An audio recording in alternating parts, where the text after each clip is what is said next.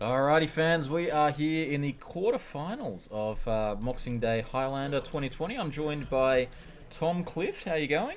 Yeah, pretty well. My results weren't necessarily too crash hot, but I'm Yeah, happy to be here. So every round, the person I'm commentating with has done slightly better than the person before, but still not good enough. Yeah. Next round, we get someone who loses in the quarterfinals. So maybe they'll have a good day. Hey, Hopefully. that's not you. You're not Gene Holland. There we go. We're here in the quarterfinals. It's been a long day. 5 rounds of Swiss. We have a pretty diverse top 8 as well. We've actually got 2 players on coverage we haven't seen at all yet today. Pretty exciting stuff. I don't know what to expect from one of them, but I know what the other one's playing. How was your day, though? What did you play against? What did you win against and lose against? I played Grixis Oracle, not the most imaginative deck choice, which is probably reflected in the fact that my first 2 matches I played against Bug Oracle, Saltire Oracle. Okay, yep. Went 1-1. You know the matchups, obviously it's pretty close. You get some stuff from being in red, some stuff from being in green. Then I played against Luke Mulcahy, who was on Goblins, who I think is the top seed in the top 8. Yeah, absolutely. 4-0-1 he went. Yeah, so which might indicate how I did against him. And then I think my opponent scooped to me, and then I played Mono Green Eldrazi, which was a pretty sweet matchup. That's definitely one of those matchups where the fair kind of the control deck is very glad to have the combo because it can't grind in that matchup. For sure. All right, well, let's head down to the table and see what we've got going. We've got a bit of shuffling.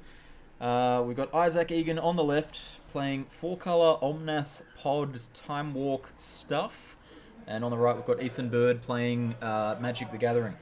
And I think the thing with Isaac's deck is that you'll notice like the match is kind of close, grinding, trading resources, playing some mana dorks, and then Isaac will take like 4 turns. So ideally, Ethan wants to stop that from happening. Yeah, so this Omnath Pod deck, it does play a infinite time walk, infinite turns combo. But it's not the plan A, and even if you only get to play time walk, recur it, play it again, taking 2 extra turns in a mid-range deck it's usually pretty good. Activate Planeswalk a couple of times, activate Birthing Pod a couple of times. Now I think I might have some ideas of what Ethan's playing here. Yeah, that looks it looks like it can only be one thing. Wow, so he's playing, I'm going to assume it's mono red, but we might adjust that as time goes on. It could be red black, it could be red blue, could theoretically be any color combination. Isaac, very happy to have the turn 1 removal spell there. Absolutely, yeah. You don't want to let a Fire Drinker Satyr stay around too long. Ideally, you want to remove it with a Bolt instead, but, you can't have everything these days.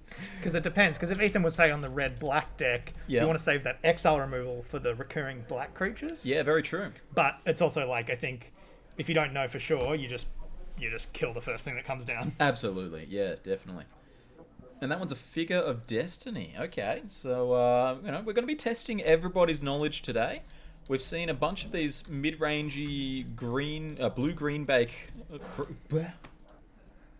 blue-green based decks, and now we've got something completely different. And it is nice to see something very different in the top 8. Oh yeah, because very much so. We're seeing a lot of Oracle decks and a lot of Uro style decks. So the fact that we've got something totally different in the top 8 is good to know that the format's not totally become those kind of mid-range mirrors. That's right. Yeah. Ethan is here to be the fun police, to run the checks and balances, to see whether people have paid their respects to the aggressive people in the format. That looks like a Wasteland in play for him as well. Interesting to see that he didn't fire that off immediately, and maybe getting punished for that now as an Oko Thief of Crowns comes down. I wonder if they're thinking there is wanting to like mana screw rather than like as in take him off a specific color. Sure. Because he knows Isaac's on this kind of greedy deck. Yep. Could also be that he has no other lands in hand, but very true. I don't know. He'd probably be might be a good 3-drop in hand or something like that. Yeah, but Oko, he'd probably rather his opponent didn't have an Oko. I mean, here's the thing, right? I mean, the Wasteland might buy an extra turn to stop the opponent getting to Oko that turn, but you're going to have to deal with it eventually anyway. Looks like an Abbot of Keral Keep in hand that I can see there as well. So I hope you've all been paying attention to the red archetype in Cube. Otherwise, you might have some confusion over what the cards in play are. There's the Abbot of Keral Keep coming down, revealing a Fiery Islet as well. Probably exactly what Ethan wanted there. Just get the land. Absolutely, yeah. And paying one of that extra 2 life that Isaac was so generous to give to cast, what's the other 1-drop of choice? Is it just Figure of Destiny? Or is it perhaps this Monastery Swiftspear in hand? Yeah, you'd think Ethan ideally wants to go wide here, if he can. Yeah, I mean, looking at the board, Isaac's presented Bant, he hasn't shown any black. I don't know how much Ethan knows about what Isaac's playing, but, without any black, you're not thinking about a sweeper at all.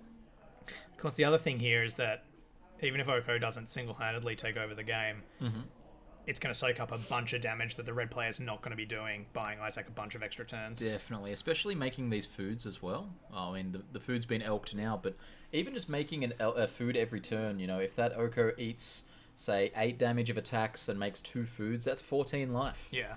These red decks are really good at dealing 20 to 25 damage.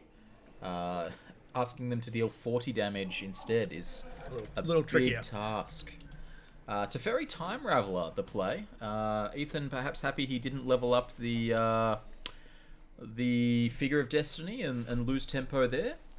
Teferi, not the greatest card in the world against mono red. It's very likely to do exactly what it's doing here, coming down, gaining some mana advantage, perhaps, and drawing a card. Not even gaining mana advantage, really. Well, the thing is, Isaac didn't hit a land there, so he probably wanted to hoping to draw into one. Bouncing the Abbot, that doesn't feel good. The Abbot can come down again. There's another land here for Ethan, the Fiery Islet from the last turn, so there's higher odds that he can actually play the card off the Abbot. And now, if you're Ethan, you've got to have your eyes on that Wasteland, right? Yeah, that Wasteland is definitely going to be a big play, you'd think, here. Yeah, is that an Arclight Phoenix? Some kind of Phoenix. Some kind of Phoenix has been put on the table. We'll see if we can figure out what Phoenix that is. See if we can find that one on Gatherer. Isaac also reading it, which is telling. All It's right. clearly got haste because it's coming in and knocking off the Teferi straight away. We have a Lightning Phoenix. Flying haste. It can't block. And it recurs itself for single red if you've dealt 3 damage to the opponent. It's not bad. The other thing there is the Wasteland Wow. taking Isaac off green. Yeah, okay. Which, probably not what Isaac wants. Definitely. I mean, here's the thing, right? These decks, they run mana dorks. If there's an ability to recover from this mana screw, being stuck on 2 lands, Isaac could draw a land. He could also just draw a Deathrite Shaman or a Birds of Paradise.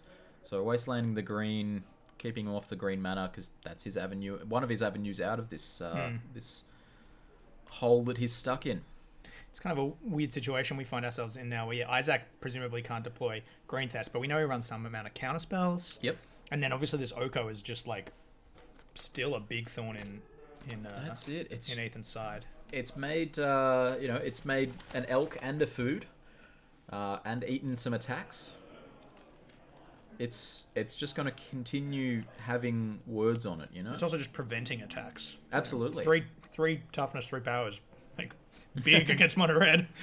So you've got to wonder, is this Figure of Destiny going to be getting to its 2nd level if there's a land to come down here?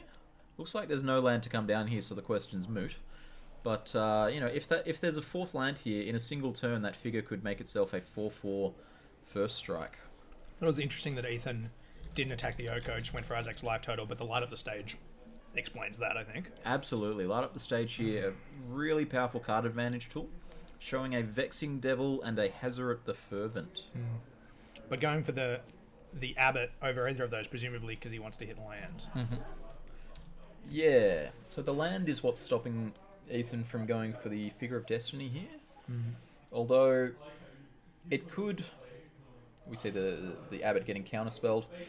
The figure can level up over multiple turns as well. You can level it up once here and then again on the other turn. It's not like level up proper where it's restricted to instant speed as well. Sorry, it's to sorcery speed. You can fire it off at instant speed. And presumably Ethan's not in a hurry to do that because he wants to deploy the cards out of his hand first. Absolutely, especially with that Hazaret sitting in the light up the stage zone. But it does mean that he doesn't really have a creature that can get past these elk except for the flyer. So it's definite sort of trade-off. But Isaac's still not hitting lands. These prowess cards, a little bit awkward here. All we've seen out of Ethan is creatures. We've seen one single non-creature being the light up the stage. So not the biggest synergies here with the prowess cards in Abbot and Monastery Swiftspear, but you've got to assume that there is, your Lightning Bolt, Chain Lightning, perhaps Price of Progress. Yeah. The pile of burn spells. It's hard to say who's ahead. Yeah, I would really wanting to. I mean, if you're Ethan, you're just hoping Isaac doesn't draw land because you still kind of feel like he could easily get himself out of this if he finds green, especially. Yeah, I mean, we don't know what in his hand, but you would assume that green is what he's after. You've got to be living in fear that Isaac's next turn is going to be land Uro. Yeah. And just, back up to 20, up on 4 lands, possibly, and well back in the game. So casting the Hazoret the Fervent, leaving the Vexing Devil in exile, that one's not going to be cast. Makes more sense. The Hazoret's just I think probably one of the most high impact cards he could have here. Aside from maybe another big feisty flyer. Yeah, Vexing Devil's just a bit one-dimensional. And 2 cards in Ethan's hand here, so that Hazoret is not far off being able to crack in. I believe Hazoret requiring 1 or fewer cards in hand, so after the draw step next turn, there'll be 2 in hand. If they're cheap enough, Ethan could be cracking in with this 5/4 Indestructible. Important to note that Oko can just turn off Hazoret at will. Unlike the Theros gods, the Amonkhet gods are always creatures. They just don't always have the ability to attack and block. Here we see the Wooded Foothills. So Isaac has assembled the first part of the puzzle, which is a 3rd land. What can he do with that 3rd land? I guess the other tension is, if you're emptying your hand for Hazoret, you're not leveling up your Figure of Destiny. Yeah. You've got all of these mana sinks, your Fiery Islet, your Hazoret, your Figure of Destiny. So he's finding a basic forest. Okay. Playing around Price of Progress, you would think. Paying respect and still hiding the existence of red mana. Spellseeker. This is worrying. So obviously, Spellseeker can get Time Walk, but there's, maybe just you get a removal spell hit. No, Time Walk. Hard to argue. All right, fair enough. Man's got an Oko in play. Yeah, this is scary. This is the recovery that you had to be worried about. Next turn could be, Time Walk into Snapcaster Time Walk. God forbid he's affecting the board in the same turns, whether it's with this Oko or with other cards. Oko's Elk's the Hazoret. Makes sense. All are elks in the eyes of Oko. All elks are created equal. But I mean, at least the elk can get in, right? Yeah, look, this is looking real tough for Ethan. Yeah. He just hasn't really done enough damage to Isaac. And it's all really got to be put at the feet of Oko. Yeah. Brickwalling the aggressive plan, turning off these powerful threats like Hazoret. It's a doozy. And I mean, Ethan didn't really have any choice. Like he chose to attack Isaac over Oko a couple of times, but it's like the Oko just has so much loyalty that I mean, the Oko would be sticking around either way. Yeah, the Oko's on 9. It could possibly be on 5 or 4 instead, which is, it's fine. It looks like Ethan's holding a Magus of the Moon, which is normally a great card against these 4-color mid-range decks. But Isaac paying big respect to Blood Moon, getting the basic forest, basic island. And if the Tundra turns into a red source instead, well, is that so bad? Perhaps that's another reason not to fetch any red sources, is that you might just get them anyway. I assume that red is probably the lightest color in Isaac's list. Yeah, look, when I played the 4-color pod deck, it was definitely Bant, Splashing, like Ren and 6 and Omnath, basically. Totally. And I think Isaac's is pretty close. He does have Glorybringer as another red card at the top end, but So that's double red. It is double red, but it's on 5. I also wonder if he's planning on birthing potting into it a lot of the time. We see a double block here on the Figure of Destiny. If that Figure of Destiny levels up twice, does that Figure of Destiny not win the exchange? I thought it was a 4/4 first strike. No, it's just a 4/4. The flyer gets first strike. Right, okay. Then why did both of the elks die?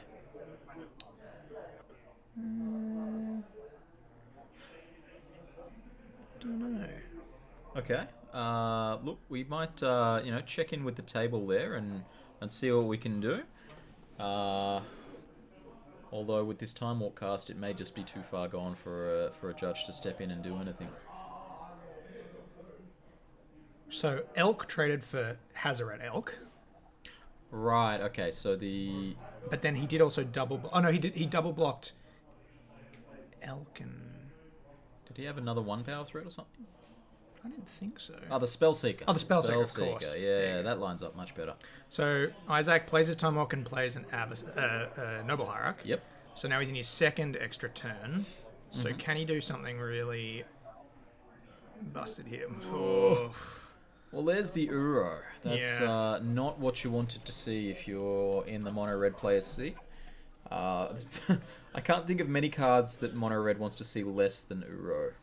Yeah. It does hit the land, so still has a land play for the turn, and that Uro should be in the graveyard by now. Don't you worry about that. I guess there is a world where it could stay in if you're still responding to the sacrifice trigger.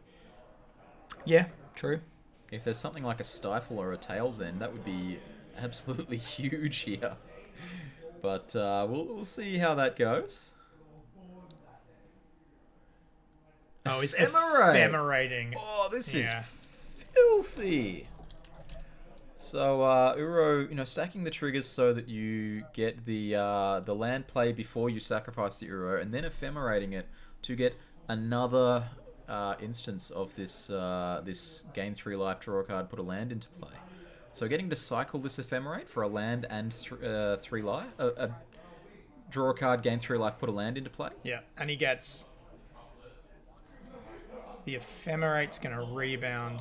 Nothing too exciting for it to hit. Yeah, nothing crazy.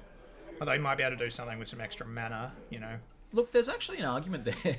It's a weird one to using Oko to elk one of your other creatures, say your Deathrite Shaman, and then ephemerating it on the next turn. So you can turn it into a 3/3 just for a single turn, and then ephemerate it back to its front side. Yeah, that's true. It's a strange line, and I don't have any idea whether it's correct, but it's a possible line. Finally cashing in that Fiery Islet there.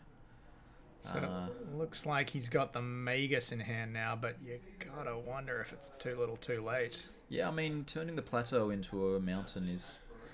It's true. It turns him off. Does it take him off recast? Doesn't the problem is it doesn't even take him off recast Uro because he's got 2 mana dorks. 2 mana dorks, yeah, huge here.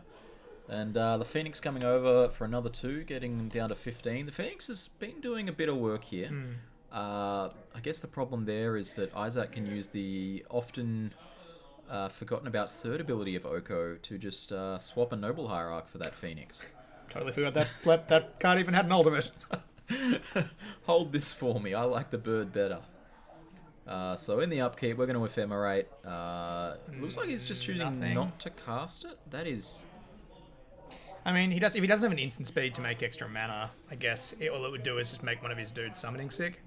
Yes. My argument against that is the infinite combo in the deck revolves around recurring ephemerate. True. It's possible that he's just decided that infinite combo is not where he's going with this game. I mean, he probably doesn't need it. He's going to just be... I mean, if I were him, I'd just be casting a few Euros. Look, I don't want to get ahead of myself here, but he might be holding an Omnath. Locus of Creation. The 4-color Omnath. So if he can... Never mind, that's not Palace Omnath. Jailer. But if he had Omnath and he could follow it up with a fetch land... Well, fetch land would be... he hasn't played the Magus yet, has he? He's elked the Magus. Yeah. The Magus is gone. So we'll pop this Omnath on the screen. It's in the name of the deck, It's a namesake card, Omnath Pod. And it's kind of the new... Obviously, Omnath been making waves in a few formats that it's still legal in. Absolutely, yeah. And it's probably the big draw. I mean, these 4-color pod decks have been, dark bands. They've been no white. You can kind of build any direction, but it seems like Omnath the reason for this particular color combination. So Omnath, you see it in standard. You play it. You play a land, a Fabled Passage. You make 4 mana. So you get to have your 4 mana twice on the turn. You get to sort of play Omnath for 0 mana. In this deck, you could pod it up. Yeah. And then you're paying 0. You're paying 1 mana and 2 life for your Omnath. Then you get to trigger its ability. You get 2 more mana. That could be a turn where you have like 9 mana. Now, I wonder if we've got some kind of judge action here. This does look like a judge call coming up here on Oko and Magus of the Moon. Both of them do have type-changing effects. It's possible that the judge may be investigating whether or not the Magus of the Moon still works while elked. So we'll drag it back into the booth here while they discuss what is going on, what the possible problem and possible fix may be. So, Isaac elked the Magus. Yes. And then followed it up by casting the Palace Jailer. Yes, using the 2 white mana from his dual lands. Yeah, interesting. So, Isaac could still have played the Palace... Like, if the Magus is still active, Isaac can still play Palace Jailer with the 2 mana dorks, can't he? Yes, correct. But... And that seems to be where we are. You know, we haven't taken any other game actions. So it's going to be on to the judge to determine whether they were rewinding, whether there's a penalty issued, all of that sort of fun stuff. Do you want to chat about the rest of the top 8 while we've got the moment here? Yeah, let's give you some archetypes. Scrolling up to the top of my list of archetypes, we have... No, that's yesterday. Good. Mulch. Top of the Swiss on black-red goblins. Yeah, so I played against Mulch in round 3, yeah, I mean, you know, it plays like goblin decks in other formats. It can kill you very quickly, but it's also got plenty of ability to grind. I know he the goblin that exiles 3 creatures when 3 cards from the library when it enters. Earwig Squad. Did a lot of work against me, and I know is a big card against the Oracle combos. Yeah, it's huge. It's triple extract.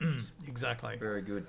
And it's got main deck Blood Moon as well, so it's got the ability to fight on that axis. Got me with that as well. We'll quickly run through the rest of the decks. We've got Brennan Crawford on... is he on Grixis Oracle? Yeah.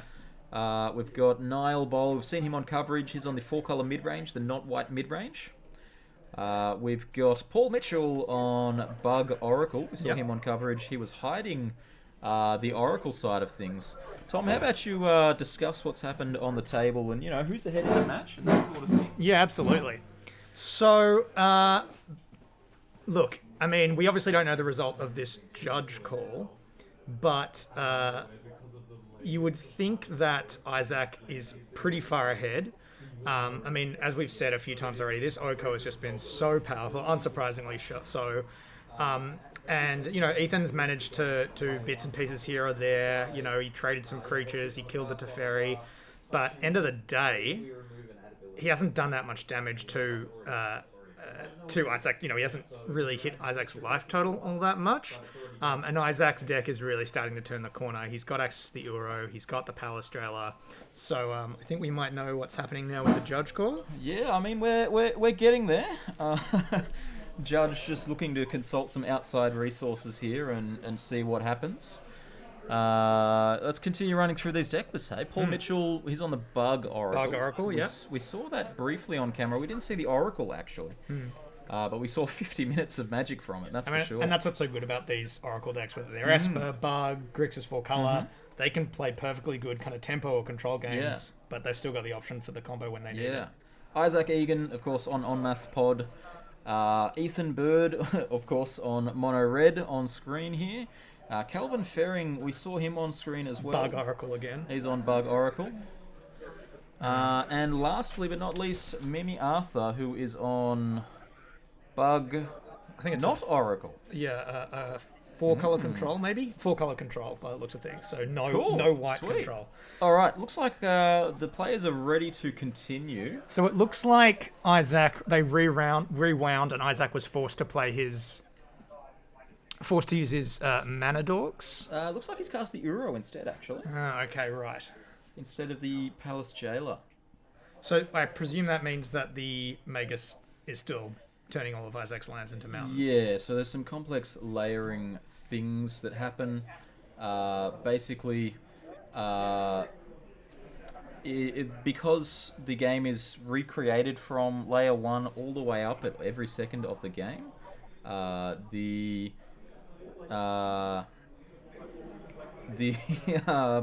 Magus has already done its thing by the time that it loses its abilities. Sorry, just running through some tech issues here. Trying to figure out what's going on. Looks like we should be okay down at the table. Yeah, looks like we're fine enough. Sorry, friends, just some tech issues. There we go. So I think while we were away, we saw some elk on elk combats. Magus has bit the dust. Looks like Isaac might now be playing the Palastrella. Nope, it's the Omnath we were talking about. Surprising him by jamming the Omnath instead. Yeah, we flashed that card up on screen for a little bit. Here it is again. Landfall. The first landfall, you gain 4 life, and that's already huge against this mono red deck. It looks like huge enough that it was enter the battlefield, opponent's scoop. Yeah, when the first of the 3 abilities is, a huge counter to the deck that you're playing, that's great. Because the second ability is what you're really there for, adding the 4 mana, and then the third ability to clean up Planeswalkers, it's just gravy. Ethan would much rather have had the first and the third abilities swapped in this matchup. Yeah, absolutely. And I mean, it just goes to show, we saw Isaac get stuck on mana for a bunch of turns, but between the Oko and then the kind of incidental life gain in his deck, it was just so hard for Ethan to take advantage of the tempo advantage you got with the Wasteland. Yeah, so the Oko really defined that game. Let's have a look at the sideboards here, see what we've got. So coming in from Ethan, he has access to Red Elemental Blast, Pyroblast, Sulfuric Vortex, Direfleet Daredevil, Grim Lavamancer, Forked Bolt, Blood Moon, Relic of Progenitus, Shrine of Burning Rage, Searing Blood, Abrade, Smash to Smithereens, Molten Rain, Traitorous Blood, Kari Zev's Expertise. Man, it was much easier yesterday when I was reading Legacy sideboards, but here we are. What do you think, Tom? Well, look, there's plenty he might be interested in. The Red Elemental Blast and the Pyroblasts can obviously interact with plenty of the really powerful blue cards that Isaac has. Anything that can kill a Manador can potentially slow him down, so that's your Grim Lavamancer, your Forked Bolt, your Searing Blood, potentially even your Abrade. I don't think you necessarily need the Molten Rain. Smash the Smithereens. I don't think there's many artifacts that Isaac's running. The Sulfuric Vortex, providing a bit of inevitability and preventing the life gain. So super relevant. I could really see almost all of these cards being excused to be brought in. Yeah, it depends so much on what he has to take out. The one question for me as well is the Blood Moon. It's funny because obviously these decks can be quite greedy with their mana. They're playing a heap of jewels, but they're also playing a lot of mana dorks. That's exactly right. Sometimes your Maguses and your Blood Moons are kind of slam dunks. Yeah. And other times they seem almost like dead cards. Yeah, so absolutely. I'll be very curious to see what Ethan thinks. Now let's pop over to Isaac's sideboard. So we've got Ashiok Dreamrender, Blue Elemental Blast, Carpet of Flowers, Dovin's Veto, Fairy Macabre, Fiery Justice, Flash Flood, Hydroblast, Nature's Claim, Pyroblast, Red Blast, Submerge, Sylvan Library, Tormod's Crypt, and Trickbind. Well, a little less here for Isaac. I mean, you're obviously bringing in the Hydroblast and the... is he playing Blue Elemental Blast? He's playing Blue Elemental Blast. So bringing in both of those. Ashiok doesn't do anything. Carpet of Flowers doesn't do anything. Dovin's Veto, maybe. You being out just an extra counter spell if he's got cards he wants to take out. It's possible. But it's one of those cards that it's, if his opponent has a creature-heavy hand, it's a dead card. And you want as few dead cards as possible because those early turns against aggro are so vital. What do you think about the Flash Flood? Single blue instant. Choose one. Destroy target red permanent or bounce target mountain. Seems like it's probably coming in. Yeah, look, he plays this as a third blue blast. Really wants to not lose to Blood Moon. Yeah. So clearly he respects moons, which makes me wonder whether his opponent's bringing in the moon and keeping the Magus as well. Not just moon though, but it's a single one. It's a single mana answer to Sulfuric Vortex, to literally every card in Ethan's deck so far. Yeah, we didn't see a single colorless card, and it makes sense if you think he's going to want it against any kind of red aggro deck, as well as potentially blue moon decks like Blood Moon control decks. And there's plenty of red running around. It's versatile as well. That card can destroy a Ren and 6. Could destroy a Dak Faden or a Chandra, a Kess. Wow. Yeah. Even I like that card against the Gene Holland 4-color aggro deck we saw before. Oh yeah, heroes. Yeah, lots of multicolored threats there. Yeah, absolutely. So, look, I'm really rooting for Ethan here because I think we've got he's the only aggro player. We don't see as much aggro in Highlander as we once did. Yeah, these days. I would love to see more aggro represented in Highlander. But I do think this is probably a pretty tough matchup for him. Looks like that's his second hand of 7, and it looks like it might only have 1 land. Look, yeah, Ethan's sideboard did have a lot of relevant cards. The question is, are they high enough impact? So Soul Scarred Mage, by the looks of things. Yeah. So 1-drop creature, exactly where he wants to be. Really important card against these big green decks as well.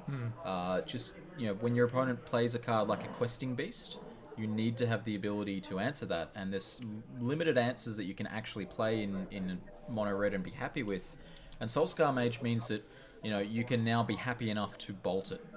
A bolt doesn't just let your Soulscar Mage trade with the Questing Beast, it beats it. With the Soulscar Mage's sort of wither ability on all of your spells. So we get Taxian Probe. This is very handy for us. Yeah, we have to very see what's good. in Isaac's hand. Very good. Oh boy, it's another turn 2 Oko. Turn 2 Oko and a Time Walk. And So a Ponder and a Swords to Plowshares as well, a couple of lands. Pretty great for Isaac here, you'd think. this is really good for Ethan, that he gets to see this hand. He gets to determine, perhaps he was sitting on something like a Lightning Bolt and deciding, all right, do I need to take out the Mana Dork or not?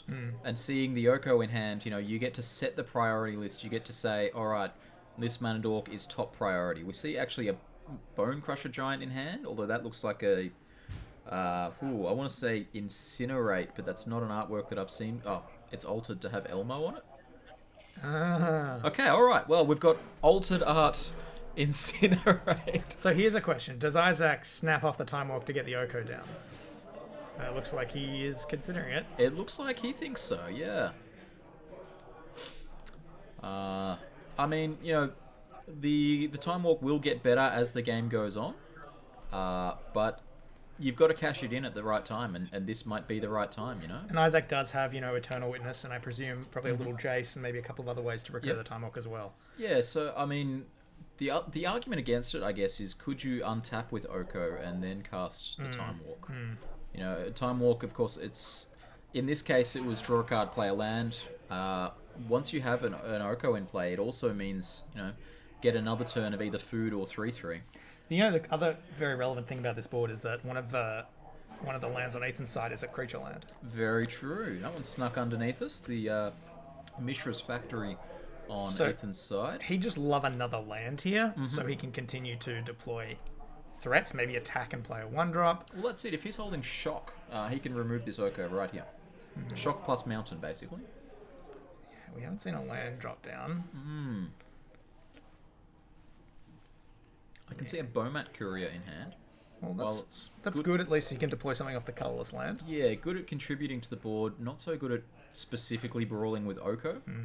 But he only has 4 cards in hand. So if we say, play the Bomat Courier, attack, gets 1 card under it. Next turn, we might be able to play another 1 to 2 cards from our hand, and attack and cash in for 2 cards. Maybe that's worth it. Looks like a Goblin Guide in hand as well, so that could actually be 4 damage coming at this Oko. Now, I don't actually know the exact wording on this. How does Goblin Guide interact with attacking Planeswalkers?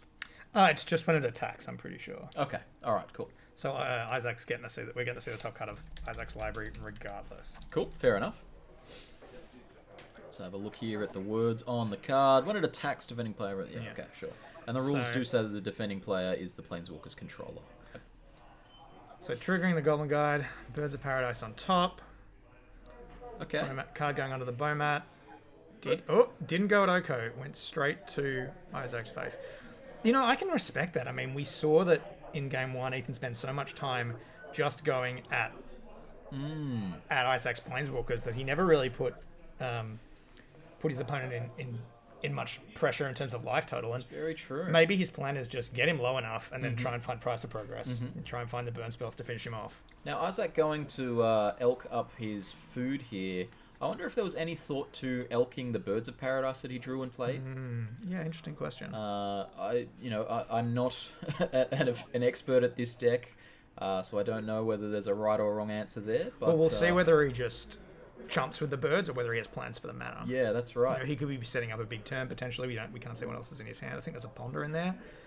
But he's held up mana, which maybe thinks it's Ponder and maybe a counterspell. Yeah, he's definitely representing a counterspell of some sort here, whether it be counterspell proper, evasive action, mana leak. Isaac does love an evasive action, I tell you what. Or even just blue blasts. Yeah, absolutely. Flash flood. Kind of hope it's Flash Flood. I think if he's holding Flash Flood here, he snap bounced the mountain last turn. Yeah, that's a good point. That is a good point. It's not why the card's in his deck, but, you know, sometimes you got to take these lines.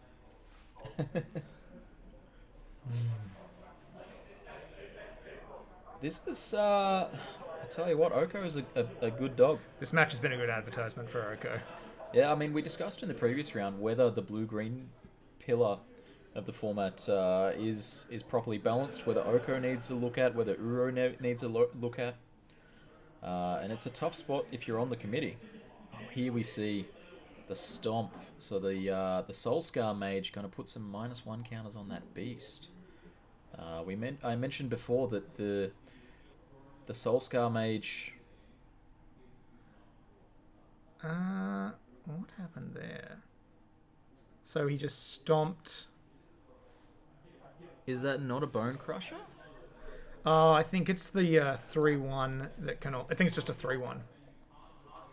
Rimrock Knight. Okay, alright, well, you know, you got me. Probably would have rather a Bone Crusher there. Yeah, I would have too. And again, like Ethan's... I don't know what else is in his hand, but you got to think he'd want some extra mana here. And letting Isaac untap with 6 mana and an Oko... Yeah, this turn could theoretically be Uro. I think that'd be Uro's Scoop. Although I think there's 2 planes in play, which makes that play impossible. But, you know, the theory's there. Here we see the Palace Jailer coming down.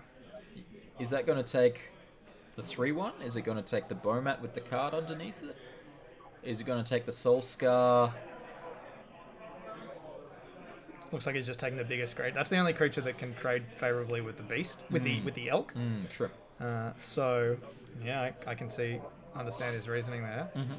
Yeah, I think any of the it's exiled under the monarchy there. I think of course is because if the Palace Jailer dies, he doesn't get the creature back. That's right. Yeah. I think any of the creatures is defensible as a choice. And, you know, I don't think any of them are the wrong choice. So Isaac ticking up, making another food, and still holding up 2 mana, still representing counterspell. 3 blockers for these 3 creatures and a manland. So Ethan could attack with all 4 and steal back the monarchy if he chooses to. It would cost a lot, though. It would cost 2 of his 4 creatures. I mean, he would get a Rimrock Knight out of the deal. The other problem is if he does that, Isaac's snap blocking the land.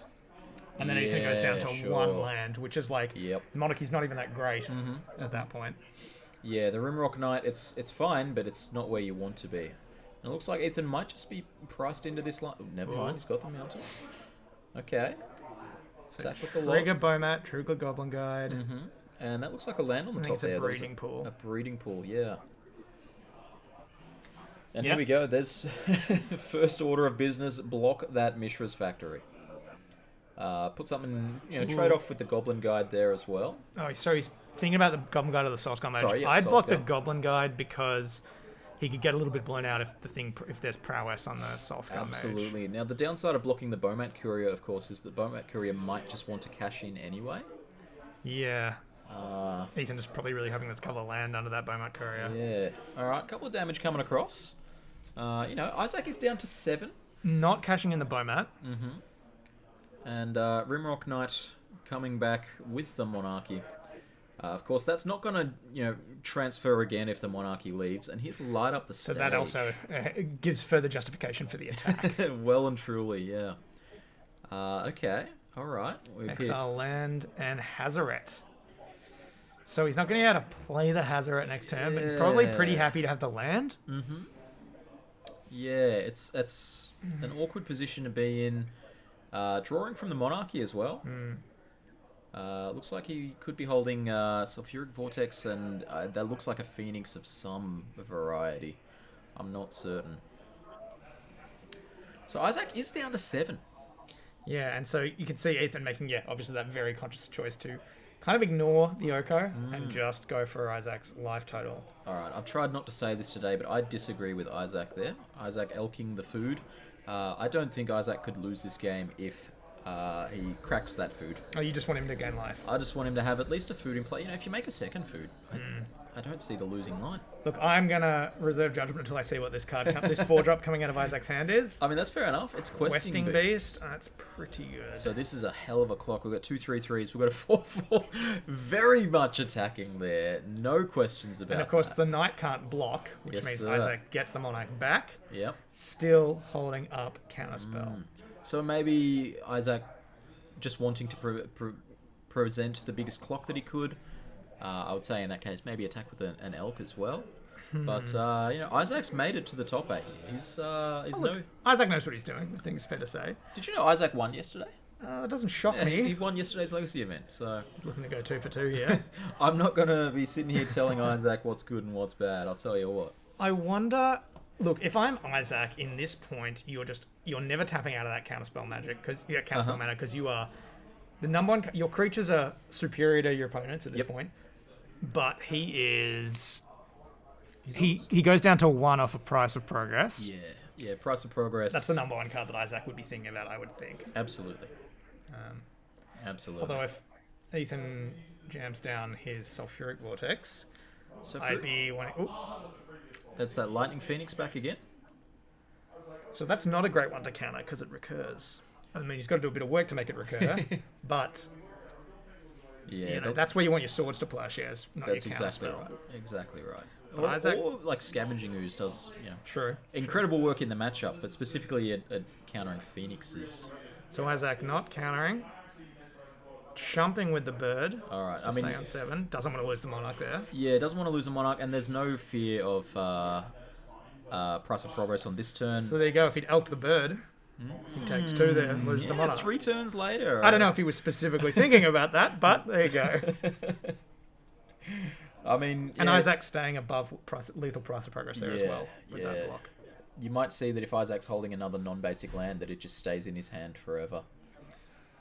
Is that a Scavenging Ooze? I want to say that's a Scavenging Ooze, but I'm not going to lie, I don't entirely know. Let's have a look here at Scavenging Ooze's the various artworks. So I think it's Scavenging Ooze, make a food, attack with Questing Beast. Oh, he's thinking about not attacking with Questing Beast because I think he can... Oh no, he is. He's attacking with Questing Beast. That's the other thing. Ethan's down to 10 life. So... I think Isaac is very content here to just hold up that Counterspell. Alright, we have discovered... it's one of the multiple printings of Scavenging Ooze in the past year. There was also the Secret Lair one. This one here, which it's not. But it is definitely this one here. Scavenging Ooze, powerhouse not only against the Phoenix, like it's really good against the Phoenix, but it's also just a great card against mono red in general. Oh, and he's got the swords as well. Gross. So Isaac can end of turn eat a creature. I don't think he's ever tapping out a double blue. For the rest of the game. Yeah, at this point you just keep up the double blue. I don't know what you could have, but I'll stop it anyway. And that's Sulfuric Vortex. That, I think, is going to Counterspell. I don't know. Unless Isaac thinks he can win, because that is one of the few cards that he kind of... I mean, between cracking foods and eating with Scavenging Ooze, maybe his plan is let the Vortex kill Ethan. You could respond by eating a couple of creatures or cracking food or something like that. And just be like, okay, he's not counterspelling. He is... I think he's still just thinking about Price of Progress, which I respect. So, crack a food, gain 3 life, eat a Biomac Courier, gain another life. Go to 11, and he drops down to 9, so he's got... Accepting the gambit. 5 turns? Yep. 6 turns? But, I mean, you've got to look at Ethan. How many turns does Ethan have? Yeah, well, that's the other question, right? He can't do anything about this Questing Beast. That's right. I mean, honestly, like, Lightning Bolt is a great answer to Questing Beast here with that Soulscar Mage in play. Well, the Soulscar Mage has got to gain 2 extra power, right, to even be able to block. No, of course, but even just shrinking the Questing Beast. The oh, yeah, right. The text written on the card. And we see a Ponder coming out of Isaac here. Now, the other thing, I don't know if Isaac can cast it. He obviously wants to hold up that counterspell, but he's got an Uro in the bin, right? No, not this game. Not this game. Not right, this game. okay. That would just be lights out. Yeah, that would be pretty brutal. And yes, I see what you mean with the Soulscar Mage. Yeah, the Soulscar Mage just really this mono red deck's avenue of dealing with big green cards, whether they're Questing Beast or Uro or Thrag Tusk or whatever. So Isaac, happy enough with what he saw off the Ponder. Look, I mean, with Counterspell, it's hard to be unhappy with what you see off the Ponder. This looks difficult for our mono red friend here. Plays a fetch land. Okay, so notably doesn't put himself dead to Price of Progress with that fetch land, unless he fetches a non-basic. But he's decided he thinks he can win the race. Yeah, 2 Elks, a Palace Jailer, and a Questing Beast. And the Skoos as well. And the Skoos so that's in the what? back line.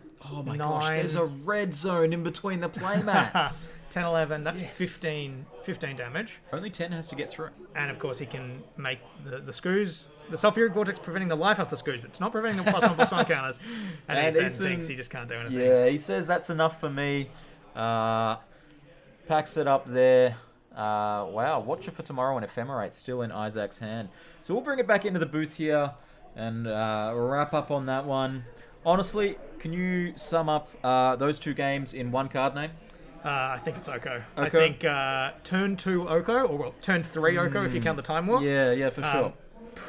I mean, it's pretty tough for most decks to beat an Oko that early, but a particularly a mono red deck where you're A, trying to get your opponent to as low life as quickly as possible, and B, attack with a bunch of small creatures.